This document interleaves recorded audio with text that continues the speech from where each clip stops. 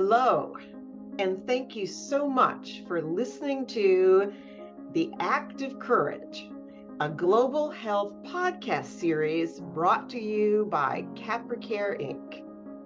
Capracare is a global health nonprofit that's bringing health care to the people of Haiti. I'm Joanne Hepperman. I am the International Service Chair of the Prospect Goshen Rotary Club located in Louisville, Kentucky. And I'm here with Jean-Pierre Louis, my co-host, as well as the founder and executive director of Capracare.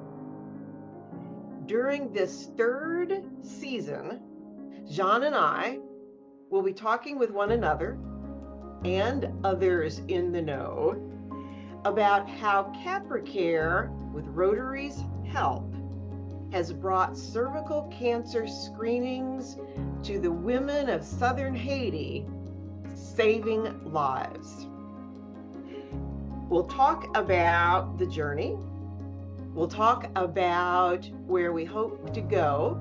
We'll talk about where we are now. And we are thrilled that you're on the journey with us. Thank you. And welcome to episode 5. Thanks so much for tuning in with us. Today, we're actually going to be talking about Maison de Naissance, a birthing home in Torbeck, Haiti, not terribly far away from Capracare in Fonfret. To remind you, though, we've already talked about how it is that we collectively have come to know one another. We've talked about some of the different methods that can be used for screening for cervical cancer, particularly in Haiti, where they are efficient and inexpensive. We have also talked about some of the adversity that we've encountered along the way, but more importantly, we have talked about hope and sometimes despair, but the resourcefulness that's needed for us to keep on keeping on. And we hope that you've been with us the entire time. If you have, thank you. If you've not, go back and watch episodes 1, 2, 3, and 4. We want to talk today, though, about an unexpected partner from an unexpected place.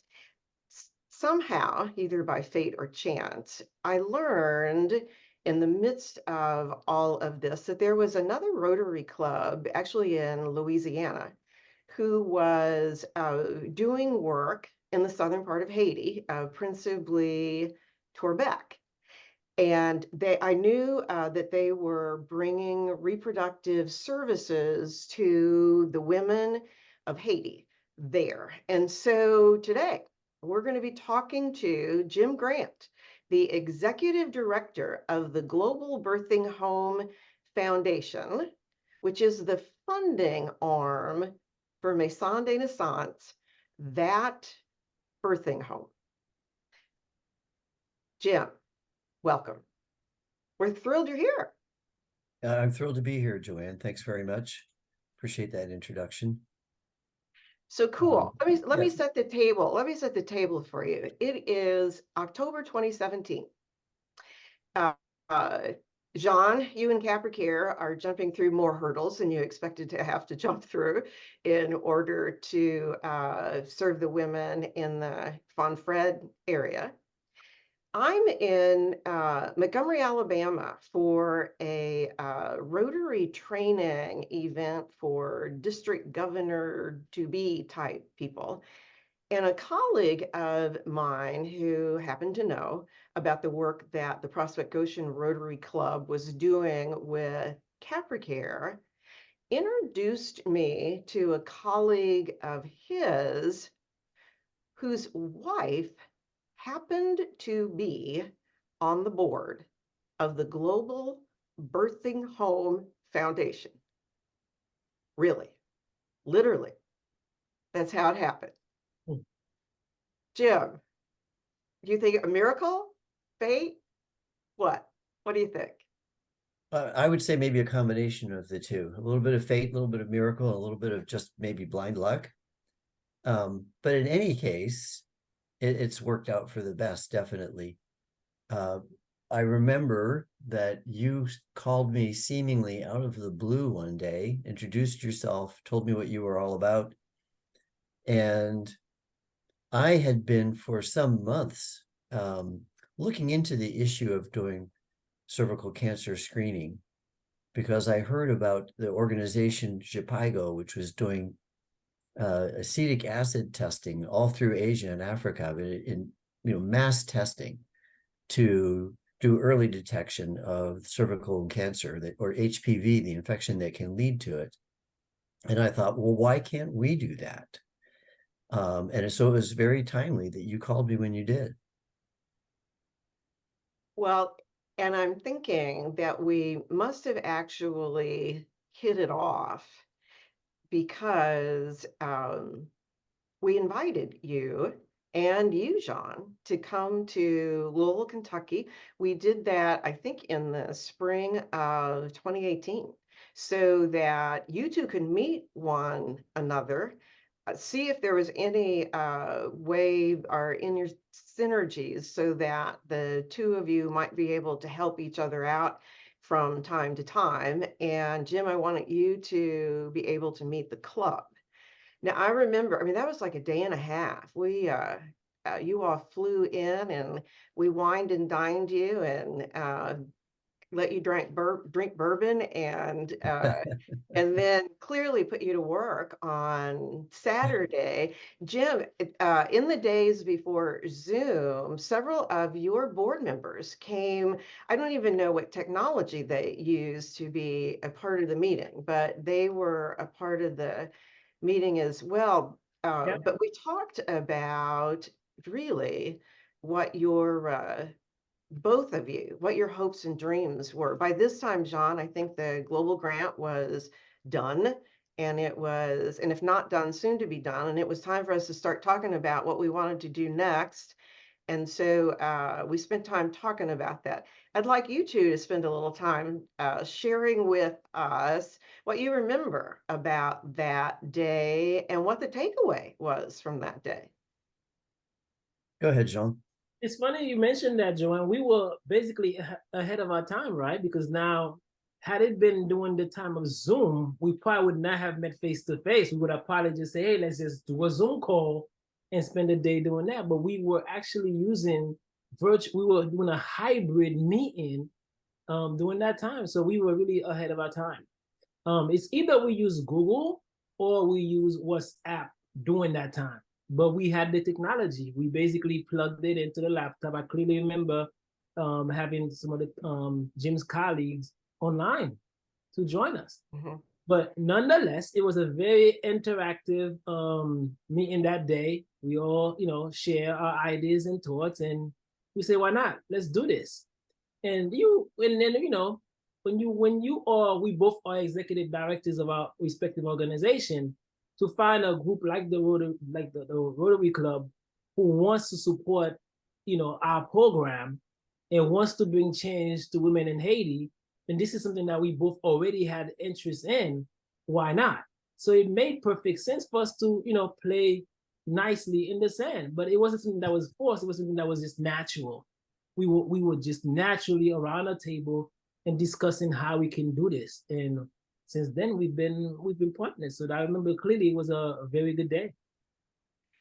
Well, Jim, you know what I remember, I know Jean shared with you and several of your board members who were OBGYNs about how we were using See and Treat.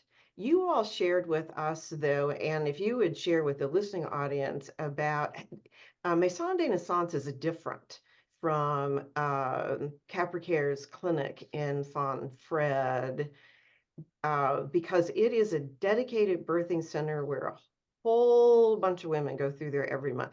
Talk to us a little bit just about what Maison de Naissance is and why you all opted to do something in addition to See and Treat.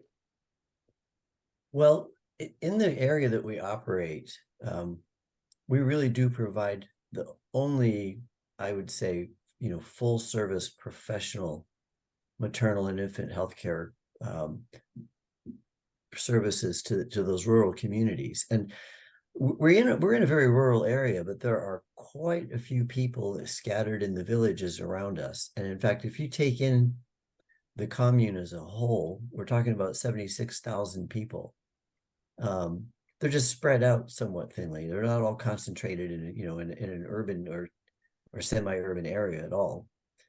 To give you an example, we have patients that come from a village up in the mountains that's 12 miles away, but it takes them 2 hours to get to us if they have a motorized vehicle. I have encountered a woman on her way to Maison de Naissance from that particular little village on horseback one time. And she said labor pains had started that morning and she was on her way to the birth center to deliver her baby. Yeah. But in any case, yes, we're very busy. We have over 3,000 patient visits per month. And so our thought was that we would be able to incorporate the testing, starting with see and treat, but then eventually doing genome testing, just to reduce the overhead of that testing process. So we would still be testing all of the women, but instead of having to treat every single woman who had a positive test, with the genome testing, we only had to treat women who had the specific strains of HPV that were precursors to cervical cancer. And so that reduced the treatment volume for us. Well, and actually, when you talk about the overhead involved with see and treat, from a financial point of view, see and treat actually is cheaper than using the swab test. And at the end of the day, even when you use a swab test, you need to follow up with see and treat if in fact the women do test positive, but it takes time. Right. It takes time. And John, I'm amazed the Capracare folks, particularly if they have enough trained people to do the screening, you might be able to see 100 women a day. But Jim, you all have 5,000 people who come through a month. And Yeah, it's a matter of the time that's required from the staff, really. So the ratio so far has been about 5 to 1. So for every 5 women that have been screened, we've had to treat 1. Yeah, and interestingly enough, your numbers are high. We you and I offline have talked about this. It should be closer to 1 in 10. It should be closer to 1 in 10, and your numbers are high, mainly because these are women who've never been tested at all, Ever. ever, Right. ever. Yeah. In fact, most of them don't even understand that they're susceptible to cervical cancer through an HPV infection. And across a lot of rural Haiti, if a woman has a severe HPV infection and it does develop into cervical cancer, it's not diagnosed until it's much too late. It's essentially a death sentence. And Right. that was one of the motivations for us to just get into this, because the public health system doesn't have any corresponding program. And when we were so inspired by what Capracare is doing, we felt like, there's no reason why we can't incorporate this into the, the services that we offer. What was amazing to me, but not to you, Jean, but was amazing to me was that you all weren't doing this already. Mainly just because it seems so simple. It seems so simple. And then I've come to learn, actually nothing is simple in Haiti. I want to piggyback a minute. Jen, you were talking about you're in a rural area, and Jean, I remember the part for Capracare that day, lots of discussion about, what was the right way to treat women. And the Prospect Goshen Rotary's position was there is no right way. It depends on what's right for you. what you all needed, and Jim talks about rural areas spread throughout the mountains. What you came looking for was funding for some type of vehicle that could be used as a mobile clinic. Yeah, because at that time, we had already started doing it already, so we wanted to expand. And to be able to expand out of our clinics to go to other hard to reach areas, like the rural areas, like Jim mentions, places that that are a little bit hard to reach, we had to have a vehicle to expand that. So that was, for us, that was the goal for part 2 of the grant, was expansion. Well, and actually, I think in our last episode, we were talking with some of your staff you were talking about doing mobile clinic stuff, but it was, we would call it by a thread and come as what may in order to try and make that work. So the sort of the outcome for us, we walked away that day thinking that we weren't quite sure if we would do 1 global grant or 2. But what we would fund for Maison de Naissance would be the equipment that would be needed for the testing as well as see and treat.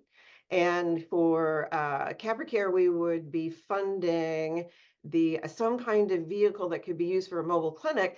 The beauty of that day was, Jim, your folks were aware of equipment that had gotten much better on the see and treat side.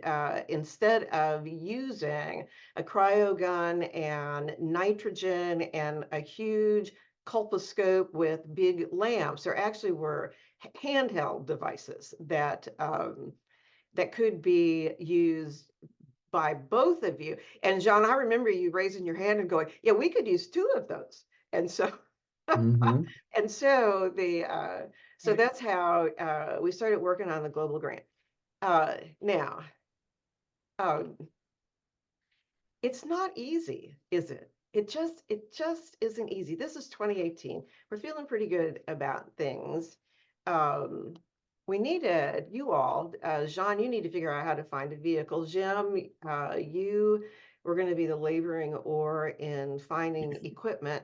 For the global grant itself, what we knew is we wanted to be able to buy everything in country, so as to avoid customs issues. And that turned out to be more difficult, even in 2018 and 2019, just in finding who had it and what it would cost. The other hurdle that took a bunch of months to jump, and I'm not sure. Well, Jean, you were aware of this because you were the laboring oar here. We needed to find a different Rotary Club to be our partner. The Rotary Club in Lakai was busy doing other stuff. And they sent us to Camp Perrin, which had a brand new Rotary Club who had never done this. And it took a while. It took a while for them to get on board. And then in the meantime, our friend, the Prime Minister of Haiti, resigns. And then in 2019, I think May or June of 2019, the president of Haiti is assassinated. Chaos. Yeah, July 2021. That was 21, actually. And what happened in 2019 was there was an interim president because an election had been held, but it was nullified by the election watchers because they said it was just massively corrupt. There was a lot of ballot stuffing and whatnot. And so an interim president stepped in who really had no concept of how he should be running the country. And of course, the people were very upset about the whole situation themselves. They felt like they had gone out to vote for a duly elected president and then it was nullified.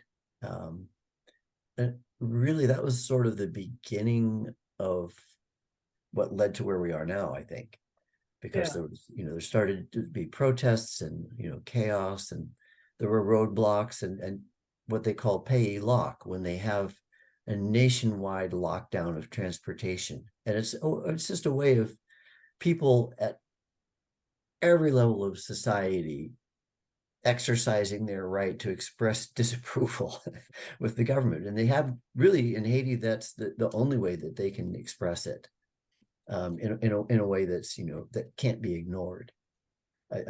Is that right, Jean? That's the impression I have.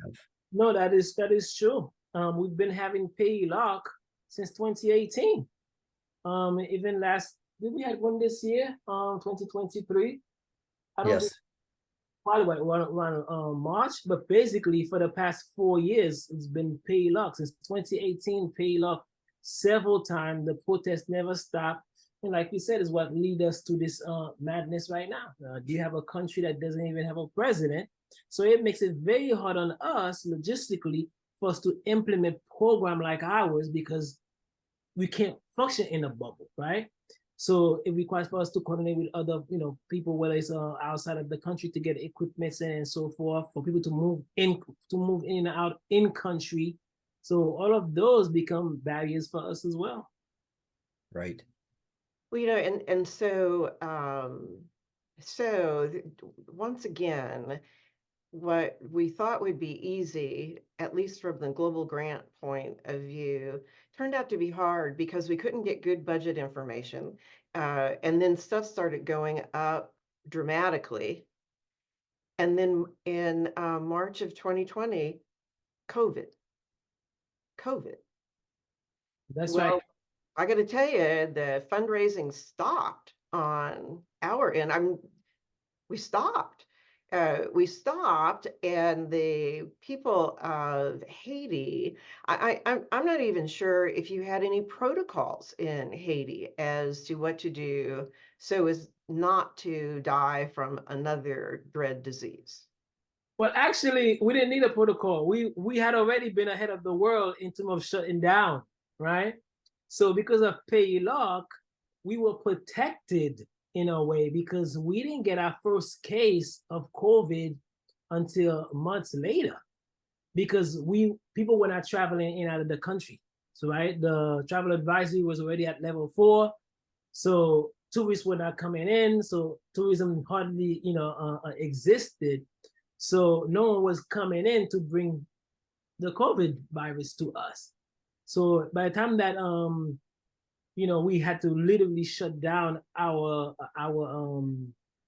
airlines, like I said, we were already practicing shutdown, government shutdown. So we were ahead of the curve in that sense. And Haiti actually had a lot of experience with other, epidemics in the country.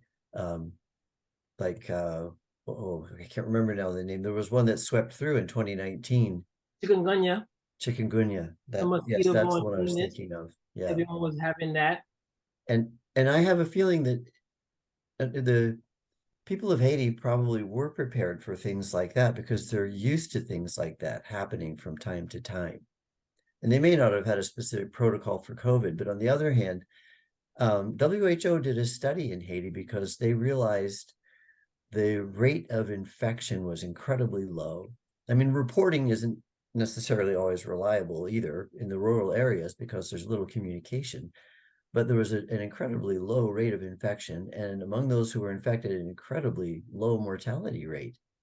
And after over a year, they just simply concluded that Haitians had extremely powerful immune systems because they were used to dealing with all of these endemic diseases. And very few people got sick. And that's why actually COVID vaccination didn't really take off in Haiti almost till COVID was done anyway, because people just weren't getting sick. Yeah. Right. The death rate was pretty almost like non-existent in comparison. I mean, over a year into the whole thing, I don't believe Asian even had like over 150 deaths. Right. But outside of Haiti, right, where we all reside, right, we did have protocols, and those protocols were very restrictive and made it extremely difficult to carry on with our missions. I mean, we had to go through quite a bit of adaptation to get through all that. Right. Well, as a result of COVID, baby, on our side of the pond, and the chaos and unrest in Haiti itself, once again, it was actually December of 2020 before the global grants. We did two of them, and Camp Perin did say yes eventually. They were filed and then approved in February of 2021, which was almost 3 years after we had met in Louisville, Kentucky. A process we thought we would turn around within 18 months or less. Again, took another 3 years. But so we're happy though. It is February of 2021. The money is in. So Jim, you are out and about to get the amplifier testing equipment and the thermocoagulation units and the handheld colposcopes, and Jean, you're looking for a mobile clinic, and you had no problems, did you? Oh, that's hilarious. Jim, talk about the multiple. I remember the multiple emails back and forth. If you could get it, we couldn't figure out how to get it here, but mainly you couldn't get it. Right. Yeah. Well, it did take a bit of a process in particular, to purchase the genome testing device, the amplifier device from Attila Biosystems. And then what we ran into was at that time, there was no regular air service between Port-au-Prince and the far southwest of Haiti, where Jean and I operate. And so we couldn't afford to ship that thing into Haiti. One, take the risk of it disappearing or incurring incredible charges in customs. And then two, put it in a vehicle to drive it to the south, because there was little chance that it would make it. And we couldn't afford to let that happen. But eventually, Sunrise Airways started regular flight service, and we were able to work with them and the Attila Biosystems, the people that had the machine, and we managed to get it shipped and sent as cargo on a Sunrise flight to get it to Kai. But another year had gone by the time that happened. And then in the meantime, the thermocoagulation unit and the colposcope. I mean, Jean, you all are really interested in this too, because this is what you need for your mobile clinic. Either the one, I remember we budgeted $1,500 a piece, and they were coming in at $6,000. You remember that? I do. Yes. This isn't going to work. And for the life of you couldn't put your hands on colposcopes. I mean, every email was the reason why it was going to be another month or so. Right. The manufacturers kept saying, "Oh, it's not ready. It's not ready." A handheld colposcope. I mean, eventually those did come through, but in due time. And Jean, I remember the vehicle. Number one, what we budgeted for the vehicle, which was right in 2020, wasn't anywhere close to being right in 2021. And I know in Louisville, people kept saying, "Well, let's just ship a car there." Yeah, right. Don't think that's happening. I'm not sure how you happened to pawn your wonderful Toyota SUV Jeep. Well, it was already in country. So we looked to find it in country because there was no way we were going to bring that in. So shipping was no option. And definitely prices also skyrocketed because of COVID at that time. And a little bit of unrest, none of which has stopped. I mean, nothing. Nothing stopped. But what I remember is there were a little window of happy endings. Capracare has a great dream: to screen 25,000 women for cervical cancer. Every screening has the potential to save a woman's life. Your fingerprints, too, can be a part of this success story in one of two ways. First, you can take your support to the next level and become an active part of our mission by becoming a monthly donor. Join Changemakers, our monthly giving club, today. Visit capracare.org/changemakers to set up your donation. It's quick and impactful. The second way is you can contribute specifically to the Prospect Goshen Rotary Club's Foundation to help fund the next cervical cancer global grant. This next grant, through the magic of Rotary's matching programs, will provide funding to screen more Haitian women in more locations. Log on to the Rotary Club of Prospect Goshen's website. It's www.pgrotary.net to read more about how Rotary is working with Capracare and other partners to rein in cervical cancer in Haiti. From there, you can contribute directly to the Prospect Goshen Rotary Club Foundation to help fund the next cervical cancer global grant. Be a part of saving lives. It will change your life. Okay, and so now let's talk about, we had a ray of sunshine. We actually did. Jim, your equipment is coming in. You're struggling a bit with training, and we'll follow up with that in a minute. But Jean, in July of 2021, you had a Toyota Jeep, and you got to do your first mobile clinic site visit. Yeah, like almost a year later, right? It was practically 9 months later, because July we got it, and by August all hell break loose with the earthquake. So August 2021 we had the earthquake, so we were ready to start, but then the mobile clinic ended up having to also, we had to also pivot to use the mobile clinic for immediately disaster relief. Okay, but before we talk about that, let's just talk about this ray of sunshine here. You got to do at least one mobile clinic site visit, right? Good? Yes, right before we started to do all of the relief work. But later, it wasn't until 9 months later, in like May 2022, that we were able to continue to do all of our work. But you know, it was timely. So let's talk a minute though. I mean, so timely. We have equipment. It's July 2021. We've got equipment that is coming in. Jim, you're hopeful that you're going to be able to get the training folks that you need to come in and train your folks. The mobile clinic is up and running, and you both wake up August 14th, 2021. And there's been what, a 7.2 earthquake? And the bullseye really was right at Lakai, which is 6 miles from both of you in other directions. And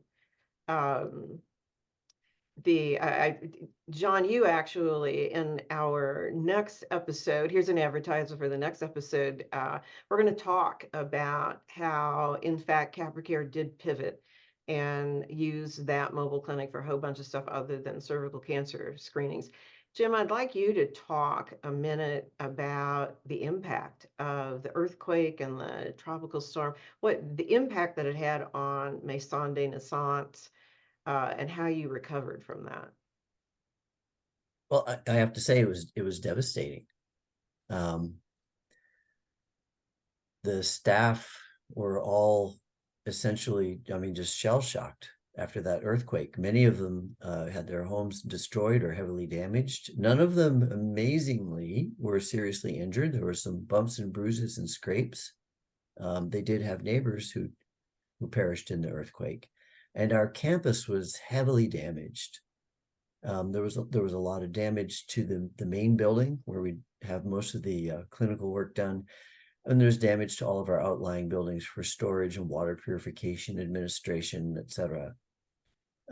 So I booked the first flight that I could to get down there to see what could be done. Traveled, fortunately, with a member of our board who happens to be a pediatrician. She and I got there 3 days after the earthquake. And she was actually pulled off almost right away to help work at a medical encampment near the airport. because they needed a pediatrician and didn't have one available. Mm. And then with the help of some other partners that we work with in Haiti, in fact, another birth center in Jacmel, Haiti, we managed to acquire some large United Nations Quonset hut type tents. So 5 of those made it to our facility. And we proceeded with the help of community members that we recruited to get all those things assembled and set up, and moved everything that we could get out of the main clinic building into those tents to establish operations again. The big concern was, how do we deliver babies? Because moms were showing up ready to deliver, and several deliveries were done just on tarps underneath a tree in the shade, with the midwives there. But I mean, that's all they had to work with. We were able to salvage a few supplies from the building, some sterile sheets and some alcohol wipes and latex gloves and things like that. But it was incredibly difficult. So what we did do was we took an old laundry building that they had been using for storage for a few years, and we got everything out of that building, and the entire inside of it was scrubbed and disinfected. And then we set up a makeshift delivery room. We managed to get the 2 beds out of the delivery room inside the birth center. Although I have to tell you, it was nerve-wracking going in there to get the supplies, but we had to have some things. And it was up and running at full capacity the first Sunday after the earthquake, which is a little over a week later, I think. And the amazing thing that happened was, on that Sunday, they delivered 5 babies Sunday afternoon in that makeshift delivery room. Because babies don't stop. Babies come when they're ready. And you have no say in it. Now, the cervical cancer project just got put on hold. It did, unfortunately. Yeah, but put on hold for a fairly long period of time, because we really needed to have our facilities back in operation before we could even think about incorporating a new program into the services. And that took some time. Well, and when you were ready, I mean, one of the things you all talked with me about, I mean, roads were destroyed, bridges were gone. I mean,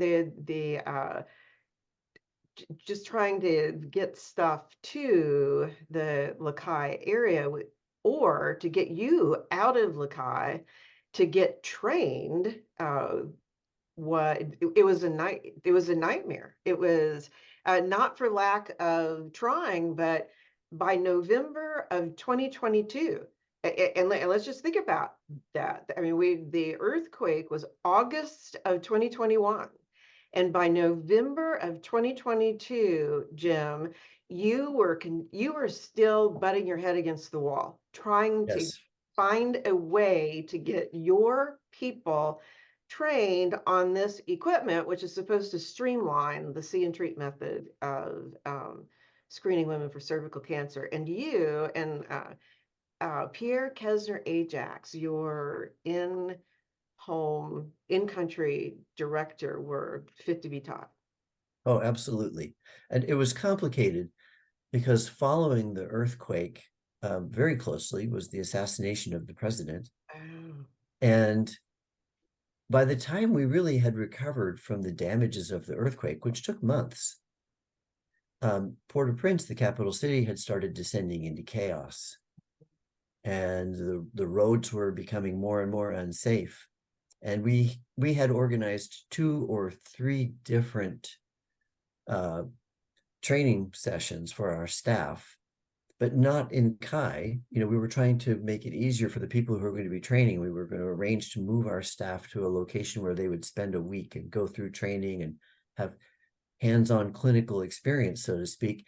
And we just couldn't do it because it wasn't safe to travel.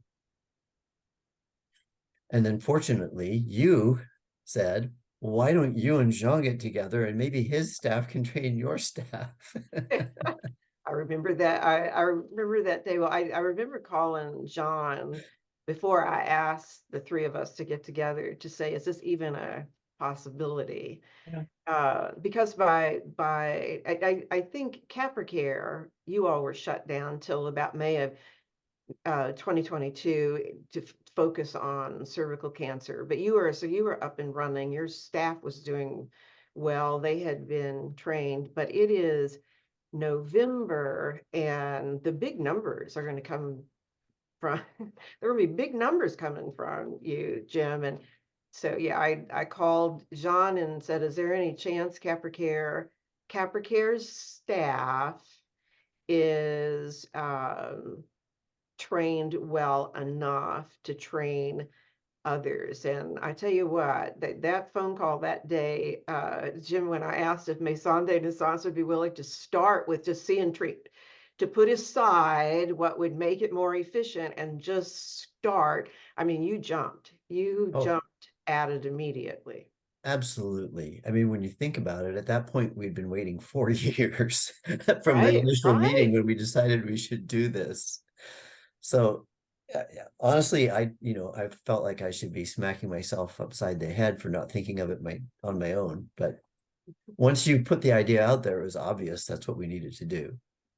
It was, and the two of you, I mean, you made it happen, and I know Pierre Ajax was instrumental in helping that as well. But Jean, I'm actually going to ask you to describe what Capracare did. This was sort of a major undertaking for you all to you undertook, and this was your first rollout of you all training other nurses on how to do it, which Rotary loved. I mean, this is what we're supposed to be doing, and wow, you all did it. But tell us a little bit about how you made it work. Yeah, and I was gonna say this was initially that was part of our plan, right? To be able to train other facilities to do this type of work.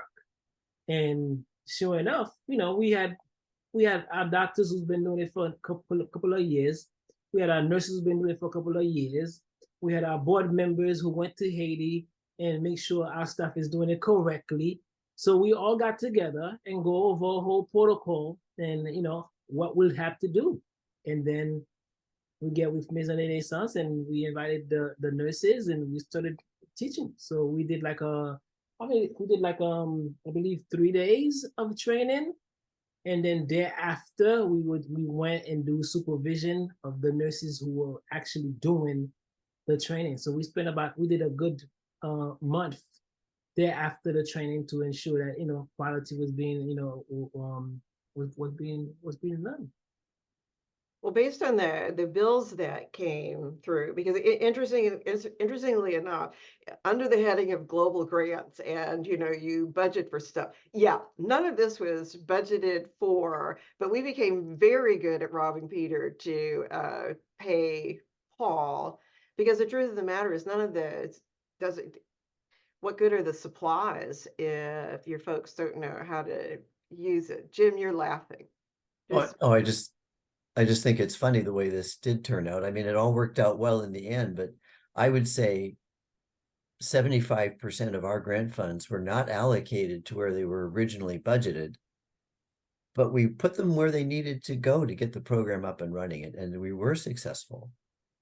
And it seems like your staff, Jim, was very receptive to the folks from Capracare, and I think Capracare now has very much a vested interest in seeing you all succeed as well.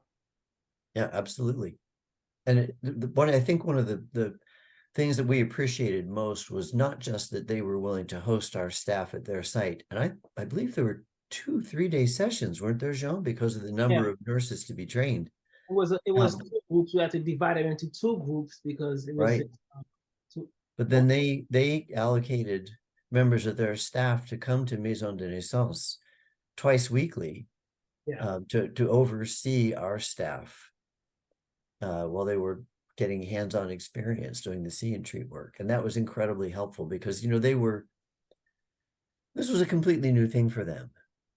And I think that it bolstered their confidence to know that there was someone there to keep an eye on the proceedings and make sure that everything was being done correctly. And they didn't have to be worried about, what if I make a mistake? What if something goes wrong? So that it helped tremendously.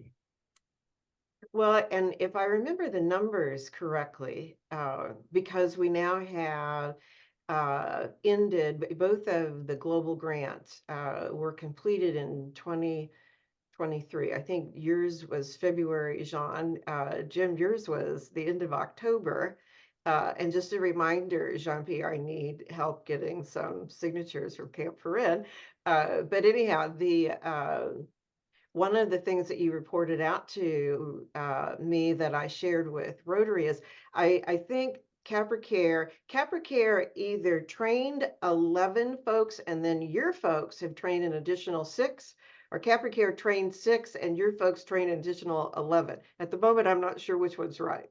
No, it's Capracare trained the bulk of them. The 11. And then right. you all have trained an additional 6. So Right. talk a little bit about where you are now.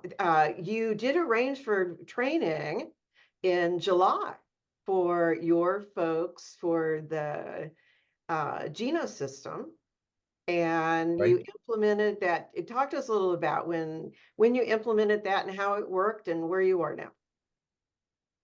Well, that's actually a bit of a complex question to answer, because as fate would have it, everything didn't go perfectly smoothly. Really? Right. And you thought it would? Well, so there's an organization in Leogan, and if you have listened to the news enough, you will understand that Leogan is not a safe place to be right now. It's dangerous to pass through there. But that's where this organization was based. And so between the two of us, we figured, okay, it's just a matter of timing. You're going to have to let us know, when does it look like it's okay for our staff to come into Leogan? And then they're just going to stay there on your compound at your facility until it's safe for them to come home. And we had planned 2 training sessions with them. And they already had, in fact, I should say, they already had the same type of equipment that we were planning to use. They had it, they had experience with it, their staff were knowledgeable in its use. And then there was a spate of tremendous flooding, and their clinic was in 8 feet of water, and all of their equipment was destroyed. So first they had to clean up from that and get into some semblance of normal operation, but they didn't have the equipment to train us with anymore. So we had to pack up everything that was needed for the training so that our staff could take it with them to Leogan. And obviously we did that. We did that. In fact, we did it 2 weekends in a row to make sure that, they were suitably trained. But one of the things we hadn't talked about earlier, so I'll just touch on it very briefly, is that there are perishable supplies that are required to do the genome testing. And it took us quite a while to get those to Haiti in the first place, because we needed dedicated cold chain transportation. And it didn't exist until a little missionary airline corporation that operates out of Florida decided to incorporate that into their services. And so then we finally had a way to get those perishable substances down to Haiti safely and into the refrigerators at Maison de Naissance. Then you fast forward from there to when our staff finally get to the training, and almost a year has gone by. Again, they get to the training and they go through the training. And by the time all of that was completed, all of those perishables that were left over had expired. And so then more had to be ordered. Again, not an easy process. Because, yes, that cold chain transportation exists, but we order them. They have to come to us here in Kansas City. They come to our office and they have to be kept refrigerated. Then we make arrangements with this charter cargo company in Florida. We have to notify them in advance. We're sending items that require cold chain transportation, and then they tell us when they're ready for it, and we have to ship them with the timing very precisely so that they arrive at their site on a Thursday to go out the following Monday. And then they go to Port-au-Prince, and on Tuesday they go down to our facility. But what happened on multiple occasions was the shipment between Kansas City and Florida didn't get there in time because there was a storm, a winter storm, a spring storm, who knows, or some other, I don't know, some other terrible coincidence that befell our shipment. And so that, we had to ship these things multiple times before they actually got to Maison de Naissance again. I think we're past that now. Well, and I guess the good news is when you have downtime because of those kinds of issues, your folks do know how to do see and treat. Yes. I mean, you do know. I know. And that was continuous. I know in the global grant, while there's been incredible stops and starts for Maison de Naissance, I do know that once you started screening women, you shared with me that you have screened 175. That was through the end of October, which may have predated some of your supply issues. At 175 women, of which 33 had precancerous lesions that you were able to treat. And so what we know is you have saved 33 lives. Unfortunately, we were too late for 15. And I think that's always the sense of urgency that we have now. What's next? What's next for the both of you? And those are the conversations that we'll have with the Prospect Goshen Rotary Club. We'll have with you, Jim, and you, Jean, because we really don't have time to waste. We don't have time to waste. We don't have time to waste. And that, I think, could be highlighted by explaining that, those women that we cannot treat, or really just, it's because their lesions perhaps have already become cancerous, and then you can't simply do thermocoagulation and remove that infection. It takes a full-on cancer ward to address it at that point. And there's only one institution that I'm aware of in Port-au-Prince that's continuing to provide that service, but our patients can't get there. Mm-hmm. And so we really need to be able to halt this up front before it gets to that point. And that really is the urgency behind this whole program that we've been trying so hard for all these years to get up and running, and that we need to still continue to keep growing and make sure that we don't have these supply chain issues. I mean, we've learned how to cope with these things now as much as we can, but there are always things that are just beyond our control. But nevertheless, this is why we carry on. I mean, all of us right here in this call, this is why we keep doing what we're doing, because we can't rely on anyone else to pick this up. Well, and we are saving lives, never to get lost in the shuffle of all this, how difficult it is and how long it has taken. The combination of lives saved when you combine Capracare and Maison de Naissance, we're over 175. I think that was the number you gave me, Jean. We're over 175 lives, families that have not been destroyed. And I know that your wish list is, and it's not unlike Jean, it's always about being able to expand your scope. Because the truth of the matter is, so we know what the issues are, we know where the problems are, we know how to fix those. And so all of that can be done.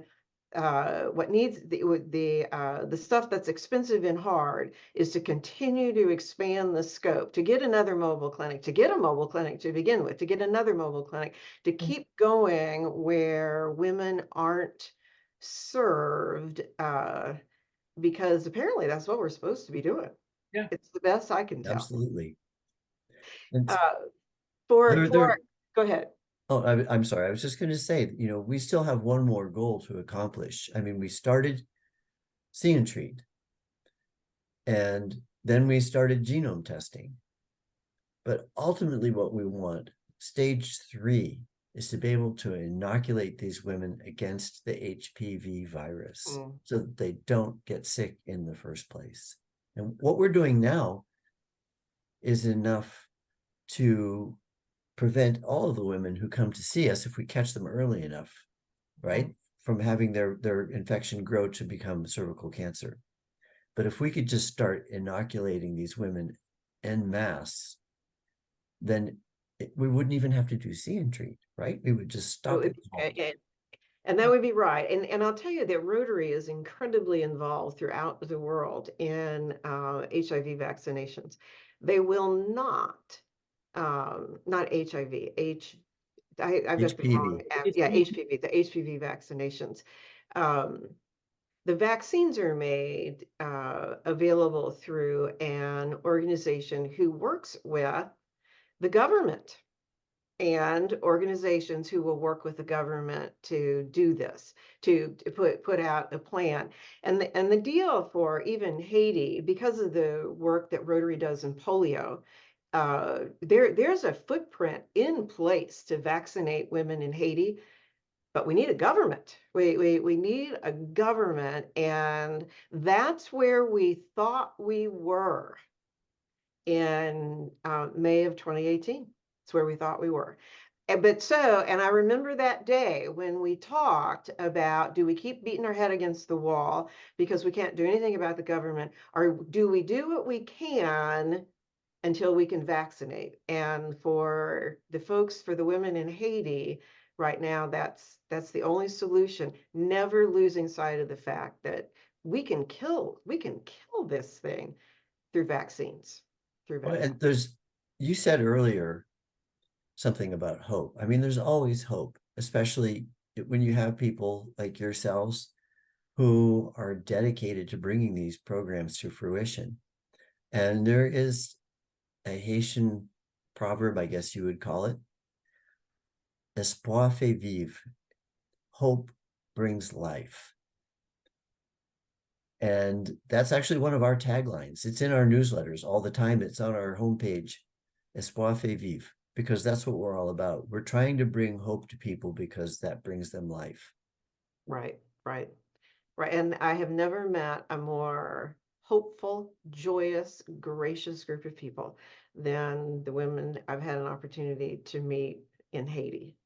What I would say to our visitors who are listening, be sure and tune in to episode 6. We will bring you up to speed on Capracare's story leading up to the earthquake and where Capracare is now. And the episode after that actually is going to be testimonials from some of the women who have been screened and saved. I do want to remind you, because you're going to hear the advertisement for Capracare and Prospect Goshen, that you can also donate to Global Birthing Home Foundation. Find them either on the Capracare website or Google Global Birthing Home Foundation, and you'll get right where you need to be. Thanks so much for being with us. We could have done this for another half hour, but we'll get cut off and you might go away. So go rest, and we'll catch up with you for episode 6. Awesome. Thank you so much. Thank you very much. Let your fingerprints be a part of this success story. Log on to Capracare's website at www.capracare.org/changemakers, or go to the Prospect Goshen's Rotary Club website at www.pgrotary.net to donate today. Together, we will save lives. You can also help Capracare's mission by subscribing to this podcast and leaving a rating and review. Thank you for growing our listening community.